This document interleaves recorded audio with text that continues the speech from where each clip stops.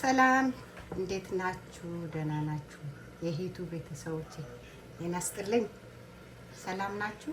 ሰላማችሁ ብዝት ይበልልኝ። ዛሬ ደግሞ ብቅ ብዬላችኋለሁ። እንዴት ናችሁ? እንዴት ይዟችኋል? ጾም ሰላም ነው? አማን ነው? ዛሬ መጥቼላችኋለሁ። እዚህ ጋር ሽንኩርት እያቅላላሁ ነው፣ ሰዓት እንዳይጨርስብኝ ብዬ ሽንኩርት ፍጃለሁ።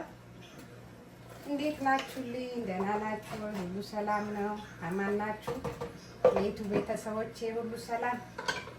ዛሬ ብቅ ብዬላችኋለሁ። ዛሬ ብቅ ያልኩበት ላሳያችሁ ምንድነው የምሰራው የሚለው የምሰራው ሽምብራ፣ በሀገራችን ሽምብራ ወጥ ነው የሚባለው። እኔ ደግሞ የሽምብራ ቋንጣ ልሰራ ነው። የሽምብራ ቋንጣ ለመስራት እኔ ኦሬዲ የተዘጋጀ አለኝ። ይኸው እንደዚህ እንደ ቋንጣ በምጣድ ነው የጠበስኩት። ይሄ እንደ ቋንጣ ነው። ይኸው እንደሚታያችሁ እርግጠኛ ነኝ። እንደዚህ አርጌ በምጣድ አስቀምጨዋለሁ። ሽምብራ ማለት ነው። ቋንጣ ነው የምሰራው፣ የቋንጣ ወጥ ማለት ነው። የሽምብራ ቋንጣ ወጥ ነው የምሰራው።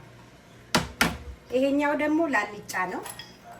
ይሄም ሽምብራ ነው። የሽምብራ አልጫ እሰራለሁ ማለት ነው። ያ ቋንጣ ወጥ ሲሆን ይሄ ደግሞ የቋንጣ አልጫ ማለት ነው እሰራለሁ ማለት ነው። እነዚህን ለመስራት ያዘጋጀሁት ግብአት ሽንኩርት ኦሬዲ አዘጋጅቻለሁ። ለምን ሰዓት እንዳይጨርስብኝ ሽንኩርት ያው እያበሰልኩ ነው። ከዛ የሚገቡት ነገሮች አሳያችኋለሁ ማለት ነው።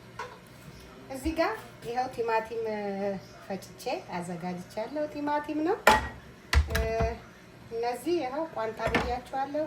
እነዚህ ሁሉ የሚገባባቸው ቅመሞች ይሄ የቁሌት ለቁሌት የሚሆን ቅመም ነው። ይሄ ደግሞ የተፈጨ ነጭ ሽንኩርት ነው። ይሄ ደግሞ እርድ ነው። እርድ ማለት ነው። እዚህ ሀገር እርድ ምንድን ነው የሚሉት? ቱማሪ ይሉታል። ቱማሪ። በተረፈ ደግሞ እዚህ ጋር ይኸው ኮረሪማ አለኝ። እዚህ ጋር ደግሞ አብሽ አለኝ። እዚህ ጋር ደግሞ ጥቁር ቅመም አለኝ። ከፍቼ ላሳያችሁ። ጥቁር ቅመም። እዚህ ጋር ጨው አለ። እዚህ ጋር በርበሬ አለ።